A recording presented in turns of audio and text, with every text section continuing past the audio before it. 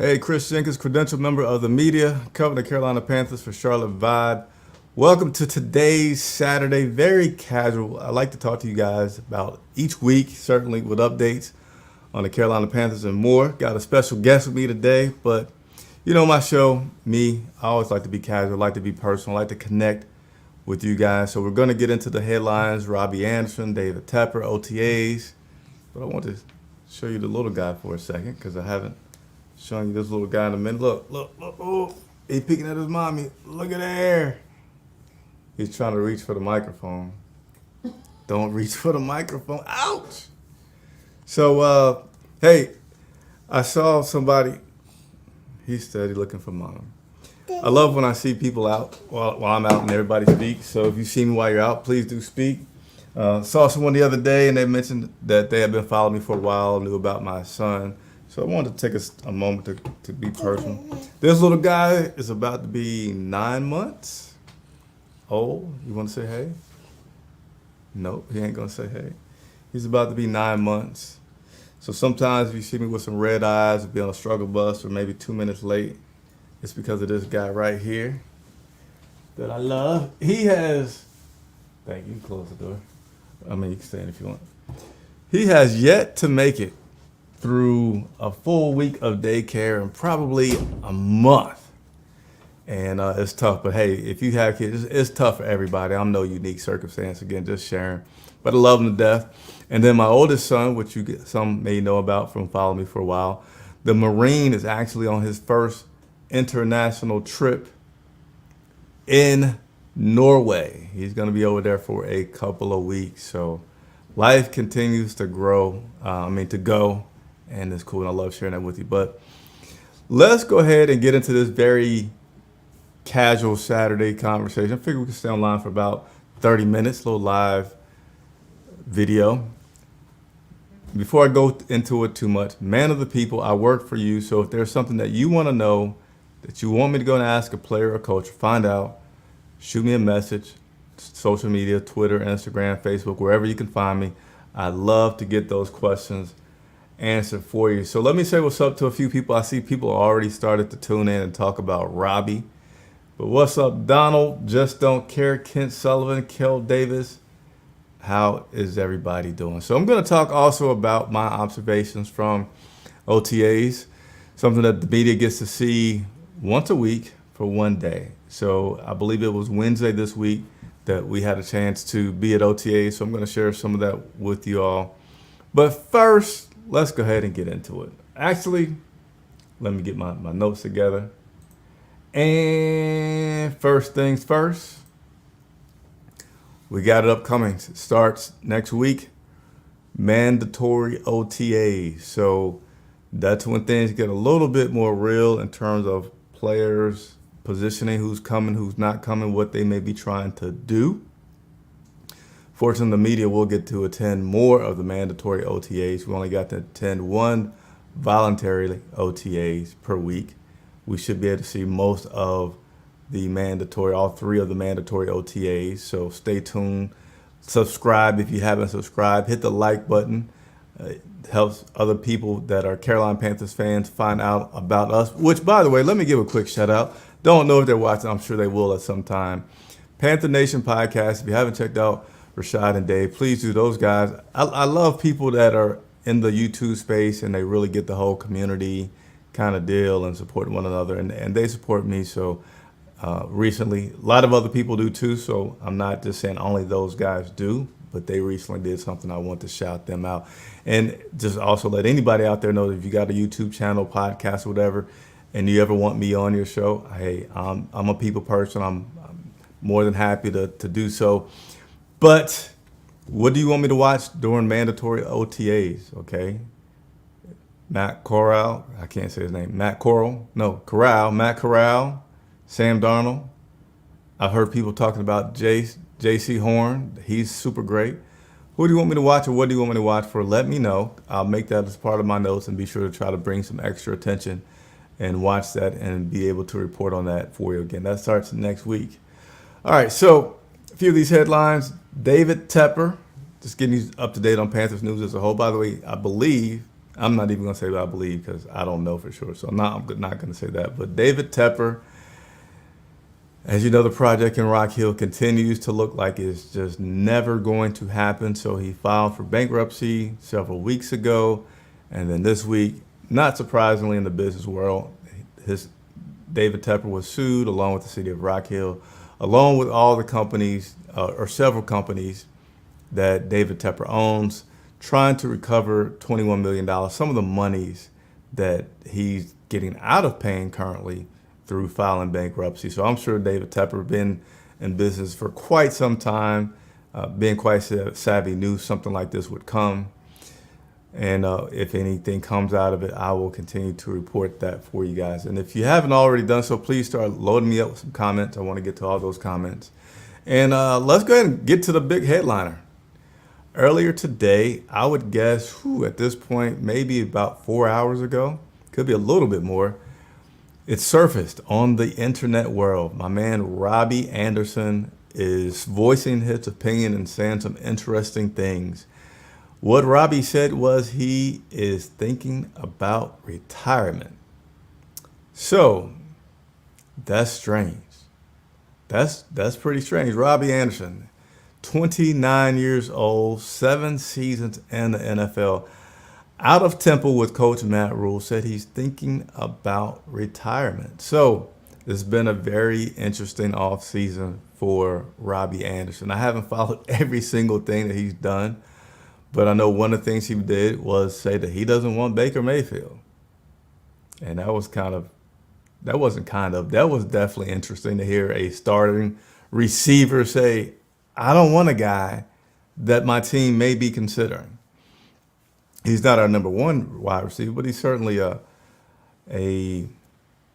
important guy on this offensive side. And then just today, tweets that he's thinking about retirement. Now, he's not been in the non-mandatory, voluntary is the word I'm looking for, OTAs, which is no surprise because he was not in voluntary OTAs last year. Again, mandatory OTAs start next week.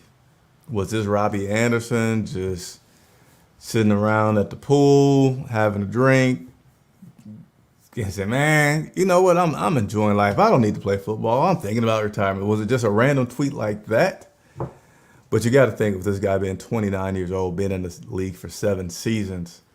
He already knows that you just can't tweet random things about that's so severe. But since he put that tweet out there, I think that tweet was out there for maybe an hour. I retweeted it, but he deleted the tweet. So will we hear that somebody got a hold of his phone? That's the celebrity one, right? Somebody else got my phone and tweeted. But now I will bring this to you all. Want to take a second to hear your comments. But Robbie Anderson is certainly, to me, making things interesting for him to be on this team this year. Right? He had a new contract, so that's certainly something that's helping. Just like Sam Darnold, the size of his contract absolutely has him still here in Carolina. Robbie had a bad year. In 2020 he had almost 1,100 yards. Last year he had just over 500 yards. So his productivity in terms of yards was cut in half. His touchdown receptions actually increased. He had 3 in the previous season. He had 5 last year. But his productivity was down. His drops were way up. And, yeah. So that's all I want to report. I see lots of comments. Let me go ahead and jump on these comments really quickly.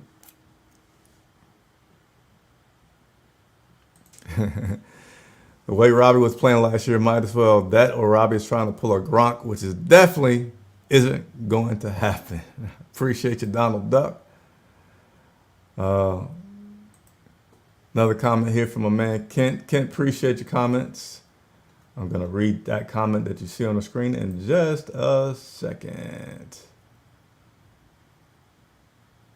Anyway, Robbie speaks his mind. Yes, he does.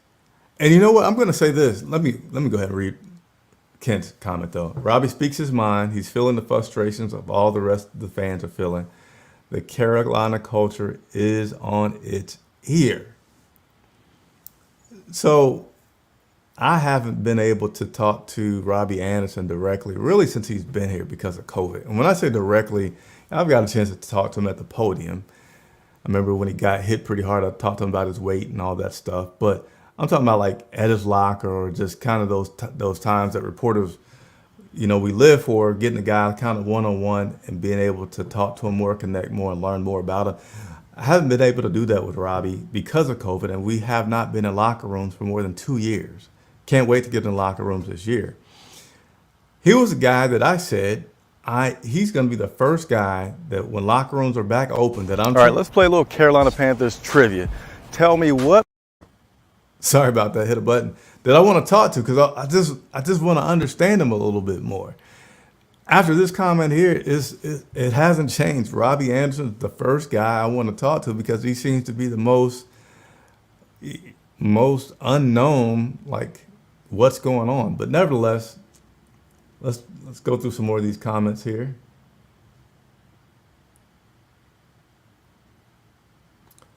Kel saying Rock Hill sues Tepper. No, it wasn't Rock Hill. It was the county.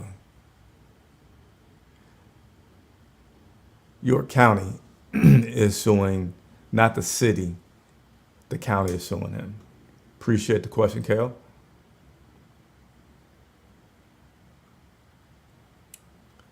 I got another question here. Oh, these are some of the things that you guys are chimed in earlier about what you want me looking for next year. So I won't read all those, but I will say these to my notes. So again, at the beginning of the show, I said mandatory OTAs are coming up. What do you want me looking for or watching for to report on? So these are some of the comments from that. So please continue to leave those. Welcome back. Hey, Ali, what's going on? Nice to see you.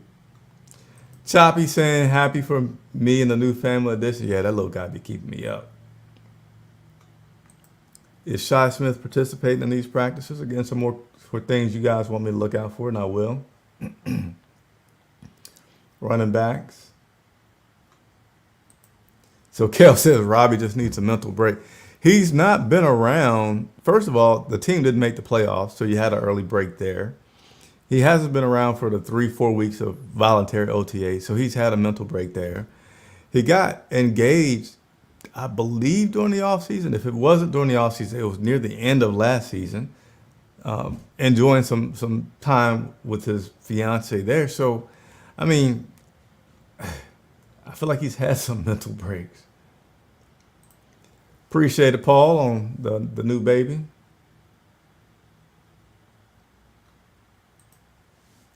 Paul says Robbie is and always has been a head case since Temple, Jets, and now Panthers. He's so overrated and is really a wide receiver 3 or 4 on most teams. Okay, Paul. So Choppy, you're getting a little bit ahead of my notes, but yes, I'll go ahead and address this. Part of, if you follow me on Twitter, you'll know this. If you don't, maybe this is a good reason to go ahead and follow me over on Twitter. All social media is Charlotte Vibes, so please follow me on any of the other platforms if you wish to. But I reported earlier at practice this week during OTA, so specifically this is Wednesday. Last week we had player Kwan Short. This week we had player Luke Kuechly, which you'll see was my cover photo for this video. After practice, Luke Kuechly actually addressed the team. It wasn't too long. He's not much of a big speaker to everybody, but he did speak to the team afterwards. Luke Kuechly was there, as well as David Tepper was at practice walking around checking out things this past Wednesday, and his wife Nicole. So both of the Teppers were at practice this week or last week. And no, media did not have a chance to talk to either of those people, the Luke Kuechly or the Teppers. We did not have a chance to access them. But yes, Luke was out on the practice field. And let me tell you this for those who may not know. Not only was Luke in Carolina at practice this week, but Luke Kuechly has also been in Buffalo. several times at their practices with Sean McDermott. So I remember seeing that some people may feel like he may resume his coaching world back in Buffalo with Sean versus being on the staff here in Carolina. We will see. If it happens, I will be sure to share with you. But thanks for that comment there, Choppy.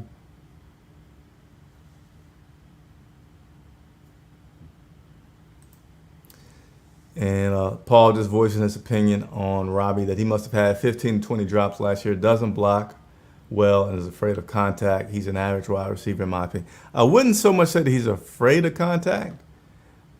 Anybody's going to try to avoid it. I wouldn't say he's afraid of contact. But I'm trying to see if I can see his drops that he had last year in my stats. Let me see if I can quickly find this to try to confirm how many drops he had last year.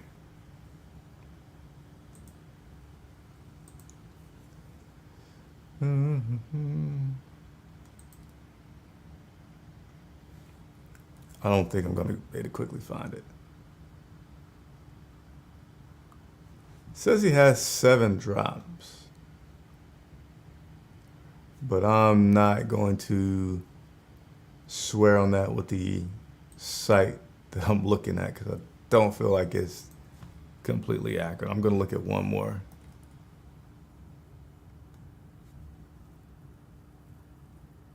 Oh, yeah. So it says he has 7 drops last year. Man, it sure did feel like he had more than 7 drops. But he had 7 drops last year, not 15 to 20. Even though it feels like, again, it definitely felt like more than the 7. Panther Pickle is Shi Smith at OTAs. Yeah, Shi Smith has been at OTAs. So I would expect him to continue to be there at mandatory OTAs. Appreciate the question, Panther. Terrence Jones, what's going on? I will say this. I like Robbie a lot, but can we depend on him in high-stress situations? Doubt it. Camaraderie is a lot. He doesn't seem like he'll contribute positive vibes when it matters. Yeah, and I'm going to go ahead and, because we've got about 10 minutes left, talk about my observations from the OTAs, because that is the name of the show and why I went live. I don't say I don't get Robbie as in I don't like him, but I just don't get Robbie as in I just don't always get Robbie and the things that he does. I mean, sometimes he'll say things, and I appreciated speaking with him through the media last year and figuring like he's an honest guy. So I feel like he's an honest guy, which doesn't mean you won't do weird, interesting things. And I guess that's where Robbie goes to be, in my opinion, such an interesting person, because on one point, his honesty makes you really like him. But then when he does things that are strange, you're kind of like, but I like the guy because he's honest. Nevertheless, I don't know. I mean, one thing that heals all in sports is winning. So if Robbie comes back and he's performing well, then we'll all start to kind of forget all the crazy things that he did. But if he's not winning, if we're not winning, if he's not doing very well, then I feel like a lot of stuff that he's done this offseason will certainly start to come back and not be a good situation for Robbie Anderson.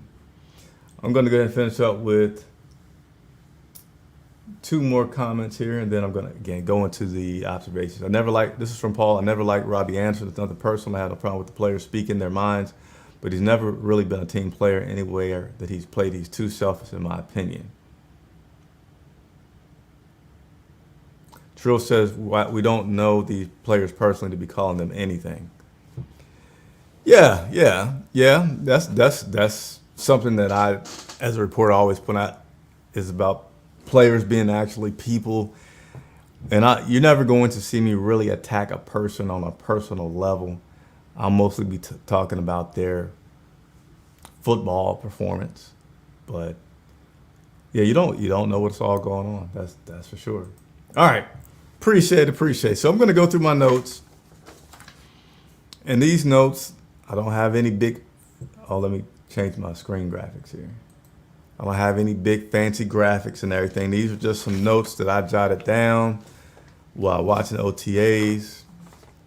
I wanted to share with you all so that you can feel connected and start to get ready for the season as it comes up. The first thing I wrote down was they had officials at OTAs again, just trying to help, and the officials are really helping as coach things along as well in terms of letting players know what they're doing wrong, giving them a chance to start to have practice of good habits. We did have a false start early on by Matt. So I found my cheat sheet for pronunciations, and I'm going to say this guy's name right because I've been struggling with it. Here we go. False start was by Matt Ioannidis. Matt Ioannidis. I said it right. He had a false start in practice. We got to see special teams out there quite a bit, and Zane Gonzalez did pretty well, making the field goals from 30 plus. We can't see, I've described it before, but our vantage point when watching practice here in Charlotte isn't the best, even though we're on the hill. Zane made several other field goals, but he did miss one during practice. And we had a lot of players in green jerseys, so I'm going to run through those players to share with you all. And again, all the information that I'm talking about was as of Wednesday. They practice after that. We don't see it. We just get to see one practice per week during the voluntary OTAs. But we had a lot of guys in green jerseys.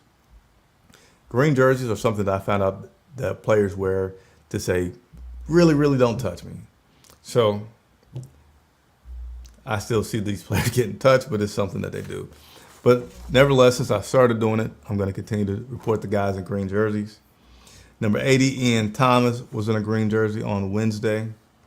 Number 97, Yetur Gross-Matos, was in a green jersey.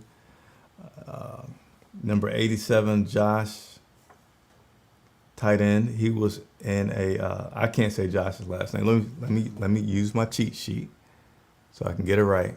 I'm a professional over here. And why do they not have the pronunciation cheat sheet for Josh? Anyway, number 87, Josh, tight end. He was in a green jersey this week.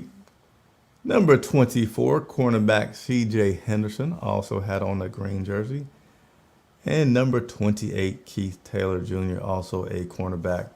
He was in a green jersey on Wednesday. So that was 5 players that I was able to spot in green jerseys. That was the most that I've seen so far doing voluntary OTAs. Again, green jerseys don't mean that these players are hurt. They weren't on the side, not, just doing warm-ups. They were actually practicing, but it's just meant to tell people, hey, really, really don't touch. Voluntary OTAs is no contact anyway, but it's just to further minimize and bring attention to this guy. We want to be very careful with him today. Now, there was a drop. There's always drops, but sometimes drops really catch my attention. And there was a drop. I didn't get a chance to see who threw it, but Tommy Tremble dropped it. And it was a bad drop, So made my notes, sharing it with you. Tommy Tremble had a bad drop in practice this week. Matt Corral, he did have a pass batted down at the line of scrimmage this past Wednesday. Again, just bringing your notes, not saying, hey, Matt has a problem, seeing over the line, Matt this, that, or the other. It was also with a bunch of guys who I would assume would not be starters that were in there at the time. So, but that did happen with Matt. Other than that, he looked fine. Sam Darnold looked good in practice as well, but as I will say, and I will continue to say until these guys get in pads and get some significant contact, keep everything in perspective. These guys are playing in shorts, T-shirts, and a helmet. They can't hit. There's no real threat of, being hit. And these are just times for the players to continue to get down, installation of new plays, run through schemes. And I don't evaluate what I see right now too heavily on what a guy can or cannot be. And it was a catch by number 32, Darius Bradwell, running back. Really nice catch. He had a pass from P.J. Walker that he had some nice concentration on. It kind of went bobbled, went through a guy, and he still caught it, ran through it. And that was just thrown. I don't know if that was 7-on-7 or just some teams. That could have been 7-on-7. I think that was 7-on-7 that I saw that happen. And then one more drop. So I guess it was two bad drops that stood out to me this past week. Number 19. Wow. I don't see a number 19 on my roster. Who was 19? I see some comments have come through. I'm going to get to them in just a second, as this is the last thing that was on my notes. Oh, number 19, Keith Kirkwood. Oh, man, Keith Kirkwood. You know, Keith Kirkwood, they signed or brought back to the team this week. He was a player that was hit pretty bad last year in training camp, and the person who laid the hit on him was released. They signed Keith Kirkwood back. Hadn't been with the team prior to this week, so maybe, you know, he's just getting used to being out there. But Keith Kirkwood did have a drop. That can't be good. Just got signed to the team, and you have a drop within the first couple of days. But I'm just here reporting the news. All right, those are my notes. Let me go ahead and wrap up with some of the questions that you all have put out here. Mandatory camp starts this week. I, Chris Jenkins, will be out there every single day watching. Please continue to submit your notes about what you want me to put, have a close eye out on, and I'll report on it.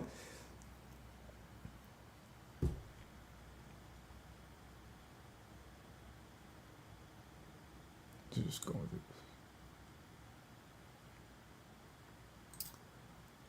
Nicholas K. was Matt Corral at practice today. So I'm not talking about practice today. There was no practice today. I'm talking about Wednesday, which is when the media had a chance to observe OTAs. Matt Corral was there. You want to see some photo proof? Let's see if I can show you some photo proof.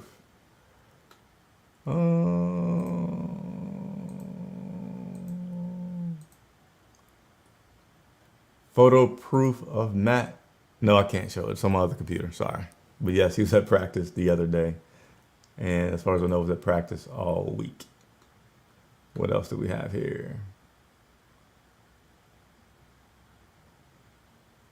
Some more comments about Robbie. Paul, excited to see some of the other wide receivers. Terrace Marshall.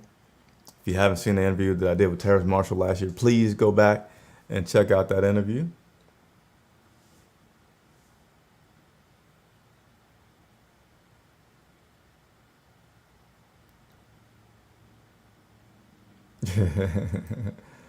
How do players get paid and then don't step up their game?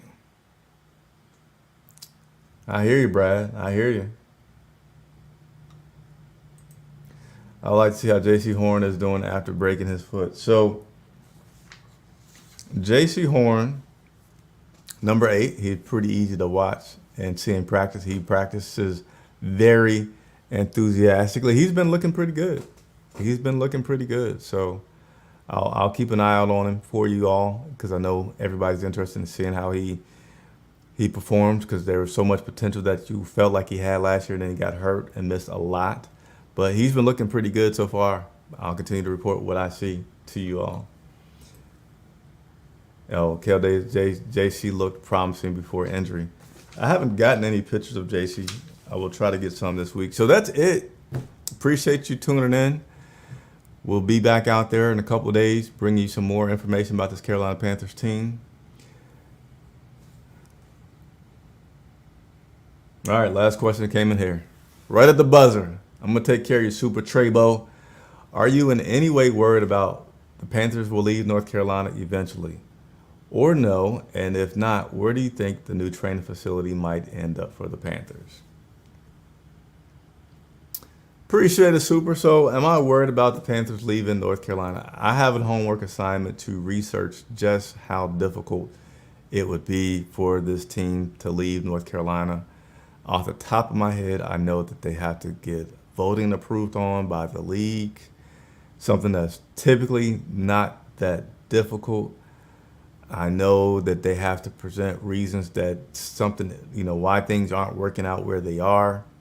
Of course, we all know the Bank of America is one of the oldest stadiums in the NFL. Coach Rule. David Tepper has a team that is doing, I don't know if the proper word is a feasibility study, but he has a team that's researching just how much they can spruce up the existing stadium or how much more life that existing stadium may have. The big thing for Tepper is wanting to make money. This is a business, yes, a lot of times. And I don't blame you if you're not a fan that's focused on the money part, because I know when I'm watching entertainment, I don't want to think about the business part. I just want to be entertained. But David Tepper's thinking about the money part, how he wants to maximize his investment. He wants to be able to get everything he can out of his team. So a new stadium always helps that in so many ways, so many sponsorship opportunities. But he has mentioned that he loves it here. Take that for what it's worth. And I do believe that with as much money as David Tepper has, that he does have the ability to find a location within this current area in Charlotte and keep the team here. So we'll see. But I personally right now, without having done a lot of the research that I want to do, because I've been asked that question before, I don't feel like the team is going anywhere. And I do feel like David Tepper is creative enough to continue to do things to make the facilities here and the place here in Charlotte pretty good. And where would you go? Vegas already has a team. Again, I haven't done the research, but do you guys know what major cities that do not have a football team that we could even move to? I don't know.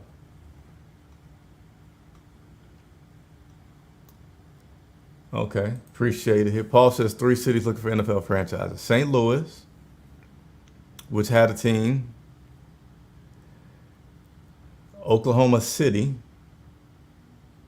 And San Antonio. Me personally, out of all of those, I would say San Antonio would be great for a franchise. They've never had one. St. Louis did have one. But, to me, when a city loses a team, something there is missing. Obviously, they could improve to replace it. I mean, we in Charlotte lost the Charlotte Hornets, and a couple years later got a new team, but things had to change, which was the city giving incentives for a new stadium. I mean, that's always why these guys move, is they're wanting help to pay for a stadium. So we'll see. We'll keep an eye on it. Hey, that's going to be it. That handsome little guy that you saw me with at the beginning of the show, I want to get back to him and my wife. So appreciate everybody. Chris Jenkins reporting for Charlotte Vibe, covering the Carolina Panthers. Look forward to seeing you again shortly.